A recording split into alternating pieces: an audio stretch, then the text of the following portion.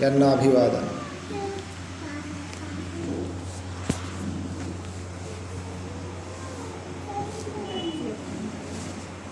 भगवान बुद्ध आणि त्यांचा धम्म, लेखक डॉक्टर बाबासाहेब आंबेडकर यामधील भाग पहिलामधील असित मुनीचे आगमन. ज्यावेळी या बालकाचा जन्म झाला त्यावेळी असित नावाचा एक महान तपस्वी ऋषी हिमालयाच्या पर्वतावर राहत होता.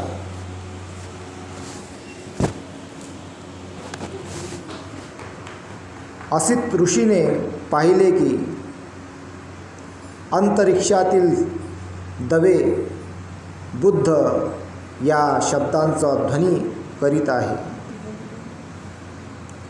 कसं वाटतं ऐकायला? असित ऋषीने पाहिले की अंतरिक्षातील दवे बुद्ध या शब्दाचा ध्वनी करीत आहेत व त्याचा प्रतिध्वनी चोहोकडे उमटत आहे. त्याने पाहिले की ते आपली वस्त्रभूषणे मिरवीत इकडे तिकडे हर्षभराने फिरत आहेत. त्याने विचार केला की ज्या ठिकाणी बुद्धाने जन्म घेतला आहे तेथे मी का जाऊ नये असा प्रश्न त्याला पडला. असित मुनी त्याला बुद्ध नावाची अशी गर्जना ऐकू आली. याला जर आपण वैज्ञानिक भाषेमध्ये जर पाहिलं तर जसं परंपरागत जे बुद्धाची स्टोऱ्या कथा जे म्हणतात, एखाद्याला जास्त जर आठवलं आपण तर बुद्ध शब्द ऐकू येते. जर आपण असं कल्पना केली आणि विचार केला तर मला हा एखाद्या पहाडावर जर आपण गेलो इथं बुद्ध चिल्लावलं किंवा आपण मनात विचार केला मला बुद्ध ऐकायचा आहे बा ऐकू येते, तर तशा आपण वैज्ञानिक भाषेत त्याला अशी मांडणी करू शकतो. तसं त्याला पडलं असावं कदाचित. त्याने आपल्या दिव्य दृष्टीने सर्व जंबूद्वीपाचे निरीक्षण केले. त्याने आपल्या दिव्य दृष्टीने सर्व जंबूद्वीपाचे निरीक्षण केले. तेव्हा शुद्धोधनाच्या गृही तळपणारे एक दिव्य बालक जन्माला आले असून त्यामुळेच अंतरिक्षातील सर्व देव हर्षनिर्भर झाले आहेत असे त्याला दिसले. म्हणून तो महान ऋषी उठला आणि आपला पुतण्या नरदत्त याला बरोबर घेऊन राजा शुद्धोधनाच्या गृही आला व त्याच्या राजवाड्याच्या प्रवेशद्वारी उभा राहिला. अंतरिक्षातील सर्व देव वाटते कसं अंतरिक्षातील देव आहे बा ते, म्हणून ते एक म्हणणं आहे ना, देव मनुष्यानं पूजिता बुद्धो भगवाती. देव आणि मनुष्य भगवान बुद्धाला पूजतात. तर आता देव तर आपण पाहिला नाही बा, इथं लिहिलं आहे. तर याला आपण एक कल्पना म्हणू शकतो वैज्ञानिक भाषेत. का त्यानं कल्पना केली बा वरचे देव बा सगळे भगवान बुद्धाले कडे हर्षभराने हर्षनिर्भर होत आहे, आनंदित होत आहे. तेथे त्याने लाखो लोक गोळा झाल्याचे पाहिले.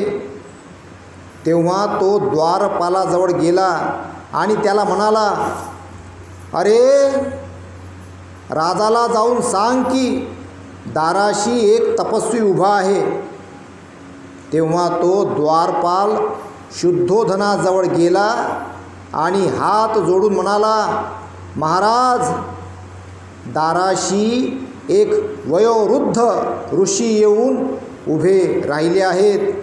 ते आपणाला भेटण्याची इच्छा व्यक्त करीत आहेत. राजाने असित मुनीकरिता एका आसनाची व्यवस्था केली आणि तो द्वारपालास म्हणाला, त्या ऋषींना आत येऊ दे. तेव्हा महालाच्या बाहेर येऊन तो द्वारपाल असित मुनीला म्हणाला, कृपा करून आत चला. असित मुनी शुद्धोधन राजाजवळ गेला व त्याच्या पुढे उभा राहून म्हणाला, विजय असो राजा, तुझा विजय असो. तू आयुष्मान हो आणि आपले राज्य सद्धर्माने चालव. तेव्हा शुद्धोधनाने असित मुनीला साष्टांग नमस्कार घातला. साष्टांग नमस्कार म्हणजे ते झोपून असते असं. हां, तसं भगवान बुद्धाले चायना जापानमध्ये तसेच करतात. आपण तर काहीच नाही, आपलं तेवढंच जीवावर येते आहे का नाही. म्हणजे काही जणांच्या तेवढंच जीवावर येते का हे वंदन करून, ते तर बिचारे एवढे झुकून ते 100 वेळा. आणि तिबेटियन लोक तिथं 108 वेळा ते रोज असं करतात. हां, 108 वेळा. आणि त्याच्या हातात जे माळ असते ते त्याच्यात म्हणतात ओम मणी पद्मे हू असं ते आहेत. हे जे माळ आले ना मग जन्माले, हे मग आपल्या याच्यातून आलेली आहे इकडं माळ बुद्धिझममधून. ते हीनयान, महायान, वज्रयान, तंत्रयान, अलग अलग यान आहे आपल्या याच्यात, लय आहे. पण त्याचं कसं विद्रुपीकरण झालेलं आहे. मग त्यानं बाकीच्यानं त्याचं विद्रुपीकरण केलं. ॲक्च्युली त्याचा अर्थ ह्या होता का बा एखादा मनुष्य, एक ते टॉनिक होतं एका प्रकारचं. एखादी समजून घ्या का बा कोणी एखादी म्हातारी आहे किंवा एखादा म्हातारा आहे, त्याचं सगळं निघून गेलं जवळचं. मुलगा निघून गेला, पत्नी निघून गेली, पती निघून गेला कोणाचा, असं एकटं राहते ना मग कोणी. तर त्याला मग असं मन भटकलं नाही पाहिजे, दुःखी नाही झाले पाहिजे, अज्ञानी आहे, काहीतरी गुंतून राहिलं पाहिजे. म्हणून ते माळ काढली मग त्याच्यामध्ये का ही माळ घ्या बा 108 महिन्याची आणि ओम मनी पद्म असं म्हणत राहा. म्हणजे तुम्हाला काही असं मन गुंतलं राहील चांगलं याच्या धम्मात. त्यासाठी होतं ते. त्याचं काही जणांना मग विद्रुपीकरण समजून घेतलं. पण ॲक्च्युली ते चांगलं आहे जर त्याला पाहिलं, त्या दृष्टिकोनातून पाहतो म्हटलं तर. भटकत नाही कुठं, म्हणून आपल्याच गुंतत राहते, कोणा चुकल्या नाही करत, काही नाही करत. तो इथं बोलत राहते ना, ओम मनी पद्मे हू, ओम मनी पद्मे हू, नमो बुद्धाय, नमो बुद्धाय, नमो बुद्धाय, नमो बुद्धाय. म्हणजे चालू, चुकल्या करायचं कामच नाही ते, असं त्याचा अर्थ आहे. चांगला अर्थ घ्यायला लागते याचावाला वैज्ञानिक दृष्टिकोनातून. आता काय खाली दिमाग राहते, इकडल्या गोष्टी इकडं, इकडल्या गोष्टी इकडं, लागले भांडणं आहे का नाही, कलह निर्माण होते. तर त्याचा तो अर्थ आपण समजून घेतला पाहिजे.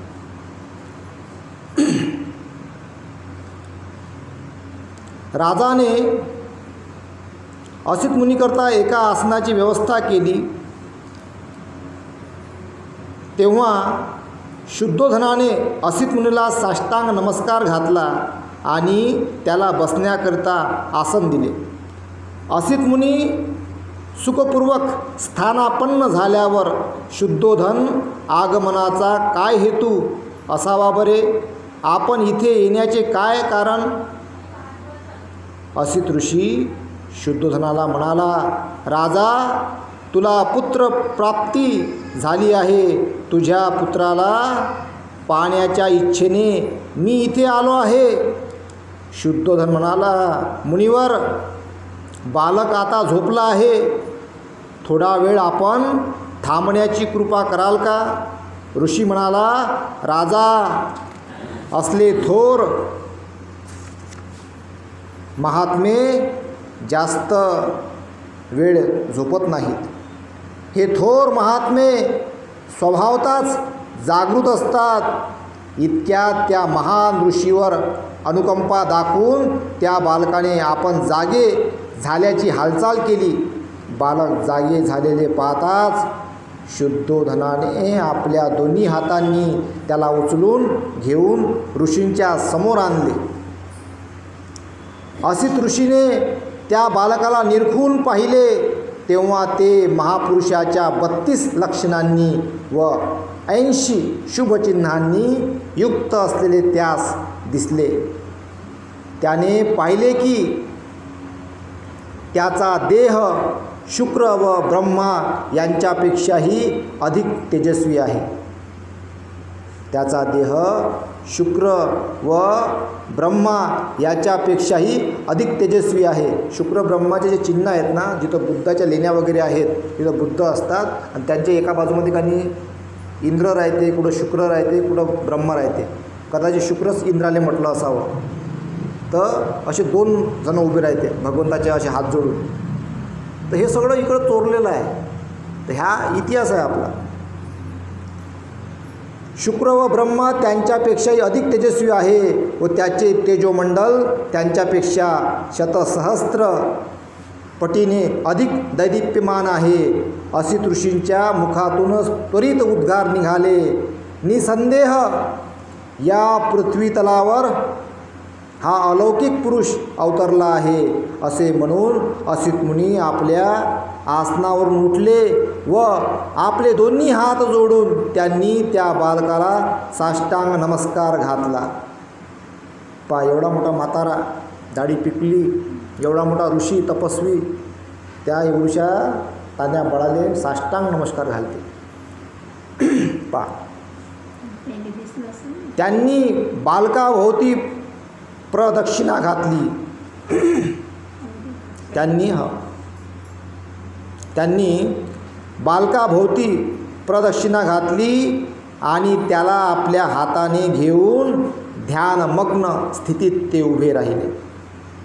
त्यांना ते चक्र घातले. अशा आता 8 वेळा घातल्या का 10 वेळा घातल्या का 22 वेळा घातल्या का 24 वेळा घातल्या त्यांचं त्यांना माहीत. पण असं त्या काळात 8 वेळा असे प्रदक्षिणा घालत होते. 5 वेळा 8 वेळा. तर अजून ते असे ध्यानस्थ पाहत होते का बा काय अवस्था असं. ते एक कला आहे, विद्या आहे ते. तर ते सगळ्यांना नाही अवगत होत, ते फार कमी लोकांना. असं माझं एक असं म्हणणं आहे का आता तरी आपण मोबाईल वापरतो, हा आहे का नाही मोबाईल, याला वायर नाही, काही नाही. पहा किती खतरनाक यंत्र आहे. भगवंताकडे फक्त असे भगवंत राहत होते.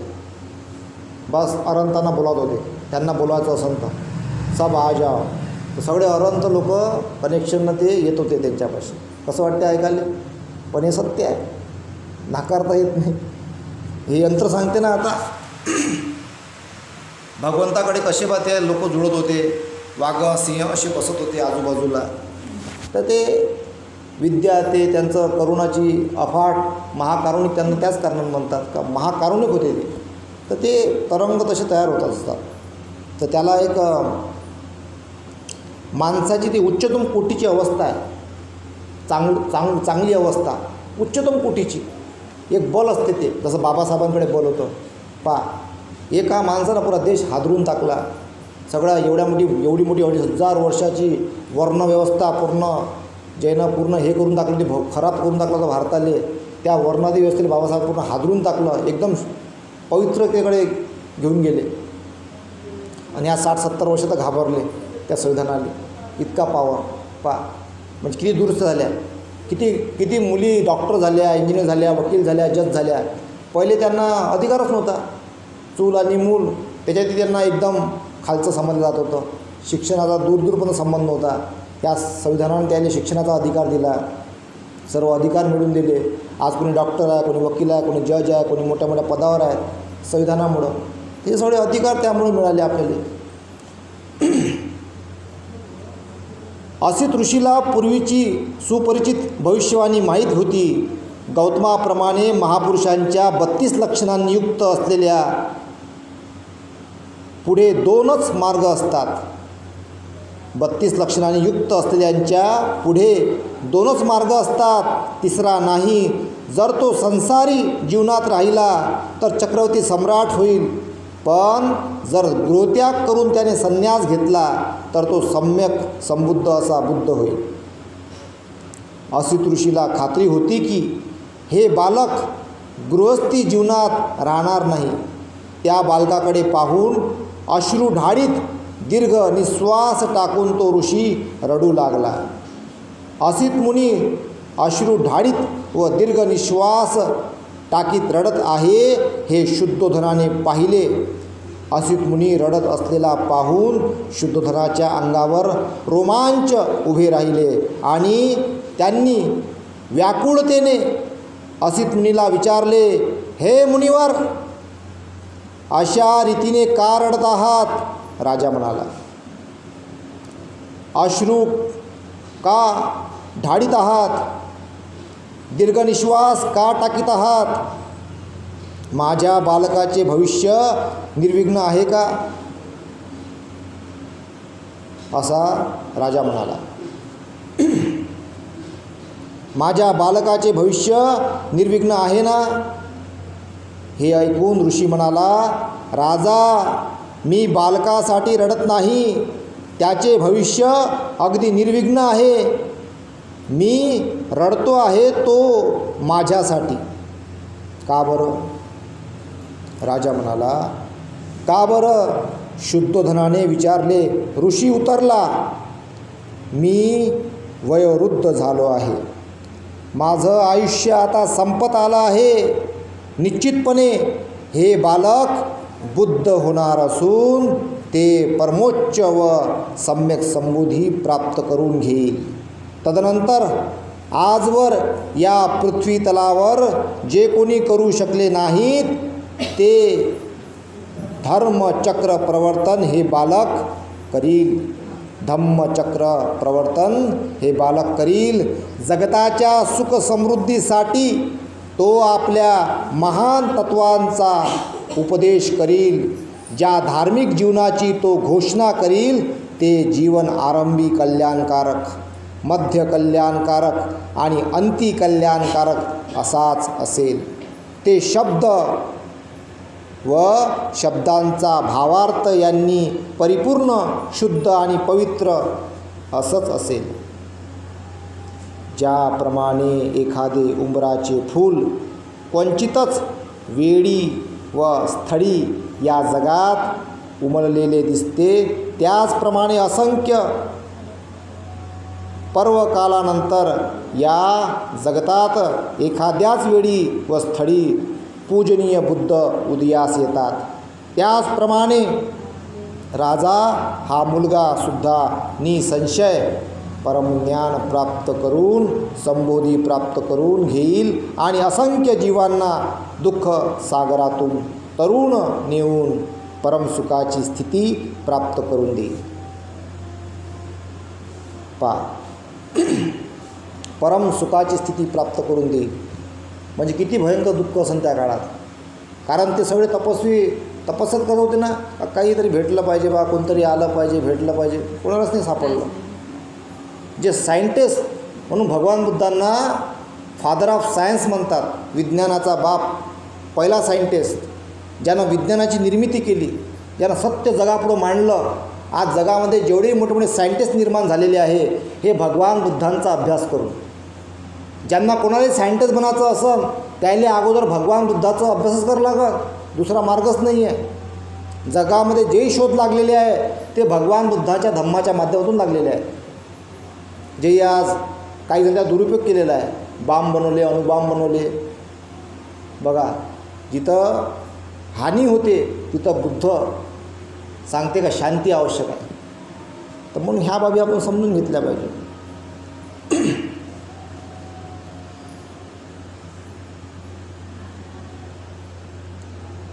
परंतु मी त्या बुद्धाला पाहू शकणार नाही.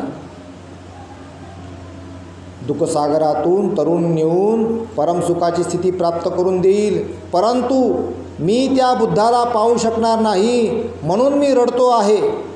आणि या दुःखामुळेच हा असा दीर्घ निश्वास टाकीत आहे, कारण मला या बुद्धाची पूजा करावयास मिळणार नाही.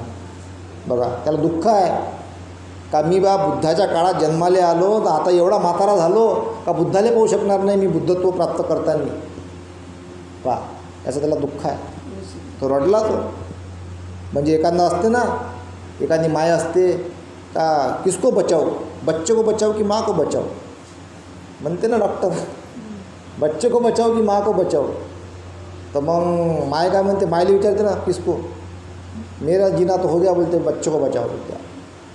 मग ते तो जन्माला येते, माय निघून जाते, दुःख होते का मी माझ्या लेकराला बा मोठं होताना पाहू शकत नाही. तसंच महामायला झालं दुःख का माझ्या मुलाला मी बा मोठं होताना पाहू शकत नाही. पण ते जे महापुरुष जन्माला येतात त्यांच्या बाबतीत घटना अशा घडत असतात. ते तसंच असते. ते बाबासाहेबांच्याबद्दल तसंच झालेलं आहे. आई लहानपणीच असताना निघून गेली, असं आहे ते, राहिलं तसं. परंतु मी त्या बुद्धाला पाहू शकणार नाही, म्हणून मी रडतो आहे आणि या दुःखामुळेच हा असा दीर्घ निश्वास टाकीत आहे, कारण मला या बुद्धाची पूजा करावयास मिळणार नाही. तदनंतर राजाने त्या थोर असित ऋषीला व त्याचा पुतण्या नरदत्त याला यथायोग्य भोजन देऊन संतुष्ट केले. त्यांना वस्त्र दान देऊन त्यांच्या भोवती प्रदक्षिणा घालून वंदन केले. तेव्हा असित मुनी त्याचा पुतण्या नरदत्त याला म्हणाला, नरदत्ता, जेव्हा हे बालक बुद्ध झाल्याचे तू ऐकशील तेव्हा त्याच्याकडे जाऊन त्यांच्या ज्ञानमार्गाचा अनुग्रह कर. ते तुला सुख शांतीचे व कल्याणप्रद ठरेल. ते तुला सुख शांतीचे व कल्याणप्रद ठरेल असे म्हणून असित मुनीने राजाची अनुज्ञा घेऊन तो आपल्या आश्रमाकडे निघून गेला. नरदत्त तेव्हा लहान होता, तर त्याला ते पाहायला मिळणार होतं, म्हणून असित मुनी त्याला तसे म्हणाले. तर बघा, या गोष्टीवर मला एक गोष्ट बाबासाहेबाची आठवली. का बाबासाहेब म्हणतात का हा रथ बा मी इथपर्यंत आणला, याले तुम्ही पुढं घेऊन नाही जाऊ शकले, त्याला मागं नको आणा. आता तो मागं चालला का पुढं चालला हे आपणच ठरवलं पाहिजे, आहे का नाही? तो मागं चालला की पुढं चालला हे आपणच ठरवलं पाहिजे. पण आता काही मला तर तो मागं जाताना दिसत आहे बा, का त्यामध्ये जे काम करणारे आहे ते लोभी, लालची, त्यांच्या मातृसंघटना त्या लेवलला नाही आहेत, ज्या उंची त्यांची असायला पाहिजे. आज का झालं असं बा? कुठं कमी पडलो आपण? काही अज्ञान राहिलं आहे का अजून अंगात एवढे शिकले सवरल्यावरही? तर याचं चिंतन मनन झालं पाहिजे. आपण तर खूप लहान आहोत, फार मोठे मोठे विद्वान आहेत समाजामध्ये, IAS IPS जज डॉक्टर कलेक्टर मोठ्या मोठ्या पदावर लोक आहेत. त्यांनी याचं चिंतन करायला पाहिजे का बा असं कुठं आपण कमी पडलो, का त्यांचा रथ पुढे नाही आहे, त्यांचं जे मातृसंघटना आहेत, त्यांचं जे काही कार्य आहे, त्यांचं संविधानिक जे आपल्याकडे जे सगळ्या यंत्रणा आपल्या हातात असायला पाहिजे होत्या, आपण कुठं कमी पडलो याच्यावर चिंतन मनन करून काम करायला पाहिजे. तर झालं पाहिजे ते पुढं चालून. यानंतर आहे 5 महामायेचा मृत्यू. 5व्या दिवशी नामकरण विधी करण्यात आला. मुलाचे नाव सिद्धार्थ असे ठेवण्यात आले. त्याचे गोत्रनाम गौतम होते. गोत्रनाम गौतम, म्हणून त्यांना गौतम बुद्ध असे म्हणतात. त्यांचे गोत्रनाम गौतम होते, म्हणून त्याला सिद्धार्थ गौतम या नावाने लोक संबोधू लागले. मुलाच्या जन्माचा आनंदोत्सव व नामकरण विधी समारंभ चालू असतानाच महामाया एकाएकी आजारी पडली व तिचे दुखणे बाळवू लागले. आपला अंतकाळ जवळ आला आहे असे ओळखून तिने राजा शुद्धोधनाला व प्रजापतीला आपल्या रुग्णशय्येजवळ बोलविले आणि म्हटले, माझ्या मुलाबद्दल असत मुनींनी जे भविष्य वर्तविले आहे ते खरं होईल याचा मला विश्वास वाटत आहे. मला दुःख एवढंच वाटतं की ते खरं ठरलेलं पाहण्यासाठी मी जिवंत राहणार नाही. माझं बाळ आता लवकरच मातृहीन होईल, परंतु माझ्या मागे माझ्या मुलाचे काळजीपूर्वक लालन पालन होईल की नाही व त्याच्या भवितव्याला अनुलक्षून त्याची योग्य प्रकारे जोपासना केली जाईल किंवा नाही याबद्दल मला मुळीच चिंता वाटत नाही. प्रजापती, माझे बाळ मी तुझ्या स्वाधीन करते आहे. त्याच्या आईपेक्षाही तू त्याचा सांभाळ करशील. त्याच्या आईपेक्षाही तू त्याचा चांगला सांभाळ करशील याबद्दल मला मुळीच शंका वाटत नाही. आता कष्टी होऊ नको. आता कष्टी होऊ नका. मला इहलोक सोडण्याची आज्ञा द्या. देवाचं बोलावणं आलं आहे. त्याचे दूत मला घेऊन जाण्यासाठी थांबले आहेत असे म्हणून महामायेने प्राण सोडला. शुद्धोधन व प्रजापती या दोघांनाही दुखावेग अनावर झाला व त्यांनी रडून आक्रोश केला. बघा, निघून गेली बिचारी. कसं वाटतं ऐकायला? दुःख होते. सिद्धार्थाच्या मातेचे देहावसान झाले तेव्हा तो अवघा 7 दिवसाचा होता. 7 दिवसाचा. सिद्धार्थाचा नंद नावाचा एक धाकटा भाऊ होता. शुद्धोधनाचा महाप्रजापतीपासून झालेला तो पुत्र होता. सिद्धार्थाला याशिवाय अनेक चुलत भाऊ होते. महानाम व अनिरुद्ध हे त्याचा चुलता शुक्लोदन याचे पुत्र.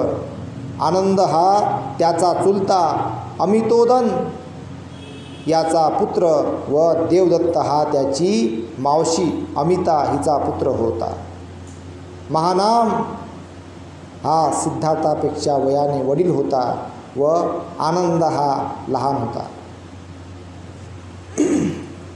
असं त्याचं सगळं बालपण इथे सांगितलेलं आहे. त्यानंतर बालपण आणि शिक्षण. जेव्हा सिद्धार्थ चालू आणि बोलू लागला तेव्हा शाक्यातील वयोवृद्ध जाणते लोक एकत्र जमले व त्यांनी शुद्धोधनाला सांगितले की मुलाला अभया या ग्रामदेवतेच्या देवळात दर्शनाला नेले पाहिजे. शुद्धोधन कबूल झाला व त्याने मुलाला कपडे घालण्यास महाप्रजापतीला सांगितले.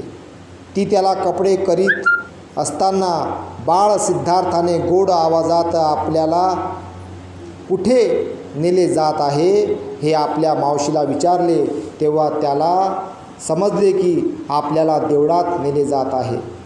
तेव्हा तो हसला. तथापि शाक्यांच्या रीतिरिवाजानुसार तो देवळात गेला.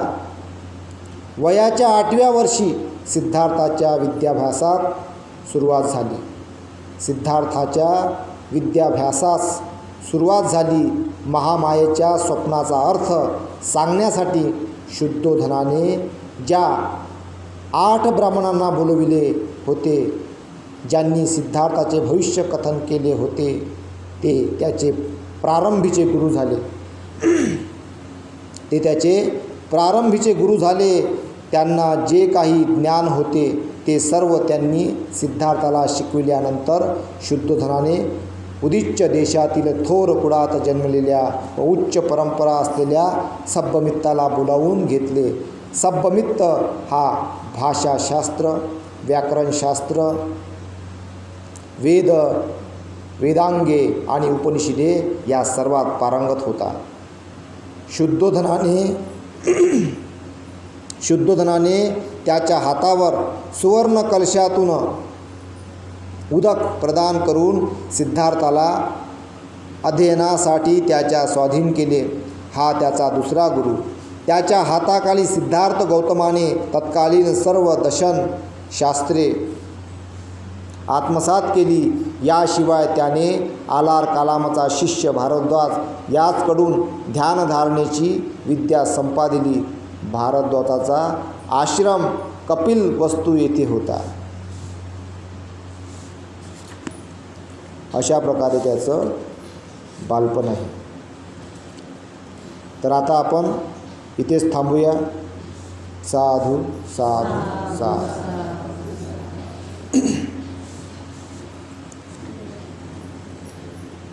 त्यांच्या धम्माचा प्रसार करण्याची प्रतिज्ञा आपण करूया. जीवसृष्टी आहे असीम, ती भवसागर पार नेण्याची प्रतिज्ञा आपण करूया. आपणात दोष असंख्य हे नष्ट करण्याची प्रतिज्ञा आपण करूया. आहेत सत्यानंत ती पूर्ण आकलण्याची प्रतिज्ञा आपण करूया. भगवान बुद्धांचा अतुल्य मार्ग तो संपूर्ण साध्य करण्याची. साधु साधु साधु. सब पाप सकरणं कुशल उपसंपदा सचित परियोदपणं एतं बुद्धान शासनं धम्मं चरे सुचरितं नत्तं दुचरितं चरे धम्मचारी सुखं सेति अस्मि लोके परं च न तावता धम्मधरो यावता बहुभासति यो च पंपि सुत्वानं धम्मं कायेन पश्यति सवे धम्मधरो होति यो धम्मं न पमज्जति. नत्थि मे शरणं अय्यं बुद्धो मे शरणं वरं एतेन सच्चवज्जेन होतु मे जयमङ्गलं. नत्थि मे शरणं अय्यं धम्मो मे शरणं वरं एतेन सच्चवज्जेन होतु मे जयमङ्गलं. नत्थि मे शरणं अय्यं संघो मे शरणं वरं एतेन सच्चवज्जेन होतु मे जयमङ्गलं. नमो बुद्धाय नमो धम्माय नमो संघाय. साधु साधु साधु. बुद्धं नमामि धम्मं नमामि संघं नमामि. सर्वांचं कल्याण हो, सर्वांचं मंगल.